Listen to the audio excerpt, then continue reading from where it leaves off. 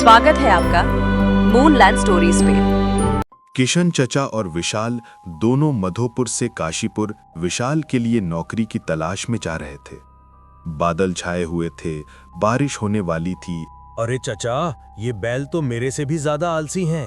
कब तक ऐसे हिलते दुलते काशीपुर पहुंचेंगे? हंस ले विशाल, मगर ये बादल अच्छा संकेत नहीं दे रहे। बारिश आएगी और ये जंगल का रास्ता रात में ठीक नहीं। अरे चाचा, बारिश आएगी तो क्या, भीग जाएंगे, नहा लेंगे, गर्मी में ठंडक मिलेगी, मजा आएगा।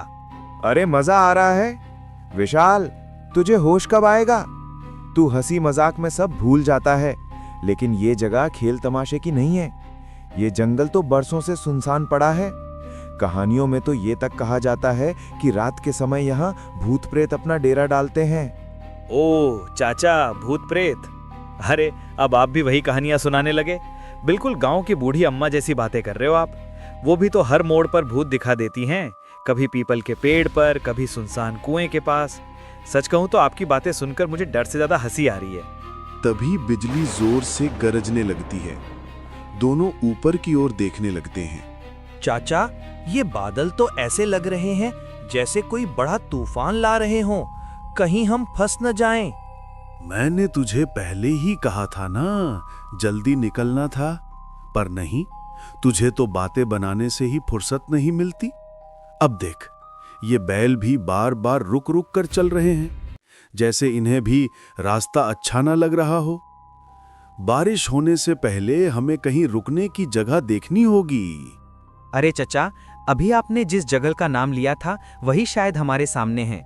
देखो ना, उस ओर से हल्की हल्की रोशनी झिलमिला रही है, लगता है कोई इमारत है। और गौर से देखो, ऊपर बोर्ड पर कुछ लिखा भी दिख रहा है। हाँ, वही होगा, माधोपुर स्कूल। चलो क्यों ना वहीं चलते हैं। जंगल के बीच में स्कूल, ये तो वाकई अजीब है। कोई गांव बस्ती तो आसपास नहीं दिख रही, चारों तरफ बस घना जंगल। तभी अचानक एकदम से बारिश शुरू हो जाती है। चाचा, इतनी तेज बारिश में अगर हम जंगल में ही भटकते रहे तो और मुसीबत होगी। देखिए, रास्ता पूरा कीचड़ हो गया है। उससे अच्छा है कि हम उस स्कूल के अंदर चले जाएं। कम से कम छत तो मिलेगी। और ये आपकी भूत प्रेत वाली कहानियों पर भरोसा करते रहे ना, तो ठंड और बारिश में यही बीमार पड़ जाएंगे। वो दोनों स्कूल की ओर जाने लगते हैं। बाहर से दिखने में स्कूल बहुत ही भयानक लग रहा था, पर बारिश इतनी तेज थी कि उन दोनों के पास वहां रुकने के अलावा कोई और रास्ता नहीं था। बैलगाड़ी से उतरकर वो दोनों स्कूल के अंदर जाने लगते हैं। विशाल, एक बार फिर से सोच ले, जंगल के बीचों बीच स्कूल, ये बात गले नहीं उतर रही। देखना, आसपास कोई गांव है, ना बच्चों की आवाज, ना ही कोई और इंसान, बस अंधेरा, पेड़ों की सरसराहट और ये अचानक बरसात। मुझे तो बहुत अजीब लग रहा है। चाचा, आप तो हर वक्त बस शंका ही करते रहते हो। कभी कहते हो जंगल ठीक नहीं, कभी कहते हो रास्ता मनहूस है। अरे इन पुरानी कहानियों ने आपको इतना डरपोक बना दिया है कि हर चीज में भूत दिखाई देता है। जरा सोचो, इतनी तेज बारिश में अगर हमें ये स्कूल ना मिला होता तो हम कहाँ जाते? कम से कम छत तो है हमारे सिर पे, और आप हैं कि मिलने वाली राहत में भी सिर्फ शक ही ढूंढ रहे हो। वो स्कूल के अंदर आ जाते हैं, जहां पर कुछ बच्चे नीचे बैठे थे और स्कूल के प्रोफेसर वर्मा उन बच्चों को पढ़ा रहे थे। अरे इतनी रात को मेहमान, बाहर तो तेज बरसात हो रही है। जंगल में रुकना सही नहीं है, अंदर आ जाओ। स्कूल की दीवारें तुम्हें बारिश और ठंड से बचा लेंगी।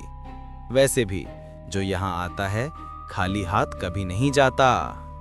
धन्यवाद प्रोफेसर वर्मा, सच में आप तो हमारे लिए देवदूत बनकर आए हैं। इतनी घनी बारिश, अंधेरा और ये सुनसान जंगल, मैं तो सोच रहा था कि अब रात कैसे कटेगी, पर आपकी ये दयालुता हमें हिम्मत दे रही है। चचा, देखिए ना, इंसानियत आज भी जिंदा है, वरना भला कौन इतनी रात को अजनबियों को अपने स्कूल में जगह देता। धन्यवाद। अरे बेटा, धन्यवाद किस बात का, ये तो मेरा ही कर्तव्य है। ये स्कूल हमेशा से मेहमानों के लिए खुला है। तुम जैसे मुसाफिर तो अक्सर ही यहाँ आ जाते हैं, बारिश में, अंधेरे में, रास्ता भटककर, या शायद रास्ता ढूंढते ढूंढते खुद यहाँ पहुँच जाते हैं। वो सारे लोग स्कूल के अंदर वाले कमरे में आ जाते हैं, जहां पर प्रोफेसर वर्मा और किशन चचा पलंग पर बैठ जाते हैं और विशाल बच्चों के साथ हंसी मजाक करने लगता है। अरे विशाल अंकल, आपको डर नहीं लगता क्या इतनी रात को इस सुनसान जंगल में और अब इस पुराने स्कूल में बैठे हुए?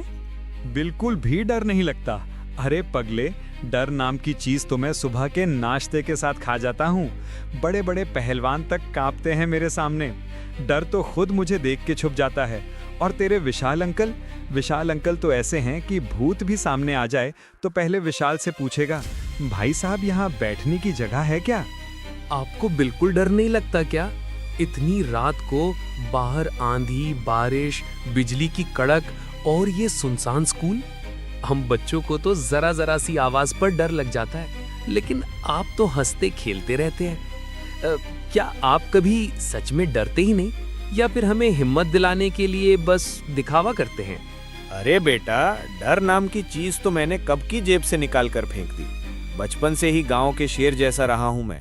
रात के अंधेरे में लोग खिड़की दरवाजा बंद कर लेते थे और मैं अकेला खेत में निकल जाता था।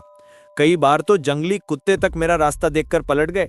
डर वो तो मेरे लिए वैसे ही है जैसे धूल पैर की ठोकर से उड़ गया। अच्छा, तो तुम इतने हिम्मत वाले हो विशाल। बड़ी बड़ी बातें करना आसान होता है, पर असली हिम्मत तो तब साबित होती है जब दिल की धड़कनें खुद तुम्हें धोखा देने लगे। चलो आज मैं सबको एक कहानी सुनाता हूँ, फिर देखेंगे ये तुम्हारी हिम्मत कितनी देर तक साथ देती है। बेटा, इस स्कूल की पुरानी दीवारों में बहुत राज छिपे हैं। कहते हैं कई साल पहले एक पूरी क्लास अचानक ऐसे गायब हो गई जैसे हवा में घुल गई हो। पर अजीब बात यह है, उनकी आवाजें अब भी रात में सुनाई देती हैं। पता नहीं ये सच है या बस लोगों का वहम। अरे प्रोफेसर वर्मा, आपकी कहानी सुनकर तो लग रहा है जैसे आप भी उसी गायब हुई क्लास के हेडमास्टर थे। इतनी पुरानी बातें सुनाकर हमें डराएंगे? हम तो गांव के रहने वाले हैं, यहाँ की हवा पानी से ज्यादा किसी चीज से नहीं डरते। ठीक है बेटा, तुम हंसी मजाक बनाते रहो। जब सामने आएगा तब असली ताकत का पता चल ही जाएगा। चलो बच्चों, अब तुम्हारा पढ़ाई का समय हो गया है। इन अंकल को सोने दो, हम चलते हैं। विशाल, तुझे कुछ अजीब नहीं लगता इन लोगों के बारे में? मुझे तो इनकी बातें ही कुछ ठीक नहीं लगती, और जिस तरह से हाव भाव बदलते हैं उसमें भी कुछ गड़बड़ है। जैसे ये सब वैसा नहीं है जैसा दिख रहे हैं। अरे चचा, फिर से शुरू हो गए। भूत कुछ नहीं होते। आपने देखा नहीं क्या कैसे वो बच्चे मेरे साथ खेल रहे थे? अगर भूत होते तो क्या ऐसे हंसते खेलते मेरे साथ समय बिताते? देखो विशाल, ये दुनिया हमेशा वैसी नहीं होती जैसी आंखों को दिखती है। कभी कभी इंसान को वही नजर आता है जो उसे देखना चाहिए। असलियत तो परछाइयों के पीछे छिपी होती है। तुम्हें लग रहा है सब ठीक है, बच्चे खेल रहे हैं, हंसी मजाक हो रहा है, लेकिन बेटा, रात का समय धोखा देने में सबसे तेज होता है। खैर, अभी तुम थक गए होगे, सो जाओ। रात धीरे धीरे कट गई। विशाल सो गया। वहीं किशन चचा पलंग पर बैठे रहे, खिड़की से आती ठंडी हवा और बारिश की आवाज सुनते हुए।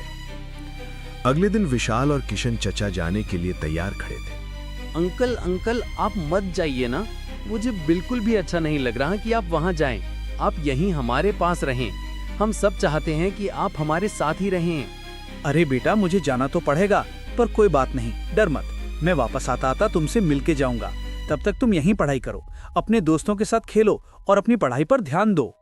कोई बात नहीं बच्चों, अंकल को जाने दो, आप चिंता मत करो। ये अंकल अब हमारे पास ही रहेंगे। चाहे वे खुद को दूर समझे या समय उन्हें यहाँ लाने में देर करे, फिर भी वे हमेशा यहीं आएंगे। बस तुम लोग शांत रहो, अपनी पढ़ाई पर ध्यान दो और कोई फिक्र मत करो। किशन और विशाल बैलगाड़ी पर बैठते हैं और काशीपुर की ओर बढ़ने लगते हैं। अरे विशाल, तुमने प्रोफेसर वर्मा की वो बात सुनी? उसने जो अंदाज अपनाया था, मुझे तो उसकी आंखों में एक अजीब सी चमक दिखी, जैसे अंदर से वो बहुत खुश है और कुछ छुपा रहा हो। सच में उसकी ये खुशी और वो रहस्यमय हाव भाव, कुछ तो गड़बड़ है। हाँ चचा, उसकी ये बात मैंने भी ध्यान से सुनी। भला मैं उनके साथ क्यों रहूं? लगता था जैसे मानो मैं कोई काम करने नहीं आया, बल्कि स्कूल में फिर से दाखिला लेने आया हूं। सच में उसकी बातों और हाव भाव में कुछ अजीब मजाक था, जो सुनकर हंसी भी आती है और हल्का डर भी महसूस होता है। मैं भी तो कब से तुम्हें यही समझाने की कोशिश कर रहा था विशाल, पर तुम हो कि मेरी बात सुनने को तैयार ही नहीं थे। बार बार मुझे ये सब कहना पड़ा और तुम फिर भी अपनी समझ पर टिके रहे। खैर, शुक्र है भगवान का कि अब हम आखिरकार काशीपुर पहुंचने वाले हैं। देखो, अब जो भी होगा हम दोनों साथ हैं और सब ठीक रहेगा। दोनों काशीपुर चाय की टपरी पर रुकते हैं। कल रात से ही हम ठंड और बारिश में फंसे रहे और ना हमें थोड़ी गर्म चाय मिली, ना कुछ खाने को। और वो प्रोफेसर वर्मा, क्या कहूँ, ऐसा प्रोफेसर पहले कभी देखा ही नहीं। उसने ना हमसे चाय के लिए पूछा, ना खाने के लिए कोई बात की। ऐसा लग रहा था जैसे हम यहाँ बस वक्त काटने के लिए ही बैठे हों। ये बातें, ये हंसी मजाक, अब सच में नहीं जानते कि वहाँ क्या सच है। आपको असली सच का कोई अंदाजा तक नहीं है। वो प्रोफेसर, वो स्कूल, वहाँ जो हुआ उसकी हकीकत आपके समझ से बाहर है। सच कहूँ तो वहाँ की हवा और खामोशी भी सिर्फ दिखावा नहीं है। हर चीज में कुछ तो गहरा और डरावना है। डरावना? वो तो मुझे भी थोड़ा सा लगा, पर सच कहूँ तो उन बच्चों से मिलकर अच्छा ही लगा। जो डर हमें लग रहा था वो तो कहीं गायब ही हो गया। बिल्कुल भी डरावने में ही थे, हंसी मजाक कर रहे थे और साथ ही पढ़ाई भी कर रहे थे। सच में उनकी मासूमियत और जोश ने सब डर हल्का कर दिया। अरे भाई, ये तुम क्या कह रहे हो? वो स्कूल इतने सालों से बंद है। वहाँ के बच्चे और प्रोफेसर वर्मा ये तो कब के मर चुके हैं। सच में उस स्कूल में एक हादसा हुआ था और वही हादसा उनकी मौत का कारण बना। तुम्हें लगता है कि वहाँ कोई अब जी रहा है? नहीं, सब खत्म हो चुका है।